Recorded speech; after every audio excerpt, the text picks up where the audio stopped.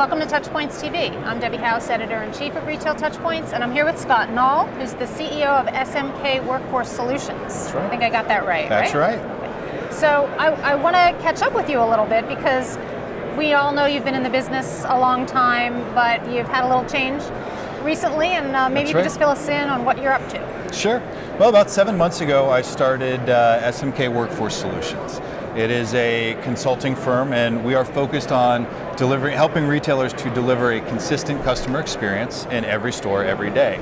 A lot of that has to do with workforce management, a lot of that has to do with task management, but there's staffing, there's the experience itself, how you define that, how you quantify it. There's a lot of different elements that lead to delivering a consistent customer experience. And in the work that we've done, the analysis that we've done, we've seen the retailers that are able to deliver a consistent customer experience are the ones that are able to succeed and do very, very well. So specifically around workforce management, what are the challenges that retailers are facing, to be able to reach that goal of that consistent customer experience that you're talking about? Well, a lot of times they have a very good, clear definition of what the customer experience is, but they don't know how long it actually takes to deliver that. So they're not optimizing their schedule to deliver those things.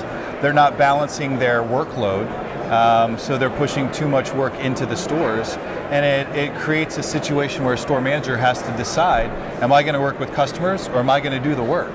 And when you've got 1,000 stores, if you go 50-50 on that, you're going to have half the store managers and stores are going to be focused on the customers, and half the stores are going to be focused on operational things. Neither is right, but neither is wrong either. So you need to get the managers out of the back room. Absolutely. To some degree. So you need to get them executing consistently, and you need to get them delivering the definition of the customer experience. So you need to help protect what's going on in the stores so that they can deliver that. And in the work that we've done, when you're able to protect that customer experience and deliver it consistently, that's when you get a predictable business model. That's when you can really start to drive the value, drive the conversion, drive the profits, drive the revenues. So I know that you're working with some industry partners, and maybe you can fill us in on that as well, and what's happening with Absolutely. those partners. The customer experience and delivering that consistently, there's a lot that goes into that, and it goes beyond just the workforce management, but certainly workforce management is important. Been working a lot with Empower to make sure that you can optimize the right schedule and deliver some of those things. So it's exciting to be engaged with a partner like that to be able to do that. When you quantify that customer experience, you talk about how long it takes to deliver that model, what is the workload that goes on there, working with a company like the Connors Group, right? They're able to help provide labor standards and activities and understand the elements there.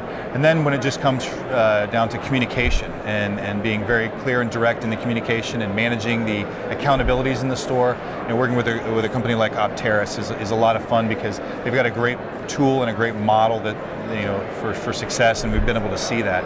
We're looking at omni-channel, as a big differentiator now. It's obviously a big trend.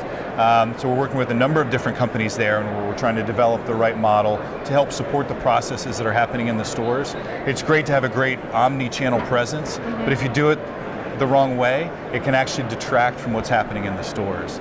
And then at the end of the day, you've got to count all those things. You've got to be able to measure and hold your stores and your organization accountable when it comes to the customer experience and measuring conversion and where that conversion is taking place and where the traffic is taking place is important there. So we're working with a number of different partners along those lines as well. All right, terrific. And I know that there's going to be a way for our retail audience to learn even more from you and the partners, as well as hopefully some retail customers as well. Absolutely, really excited. This is kind of the official kickoff of the customer experience series that we're going to be kind of engaged with over the next 5 to 6 months.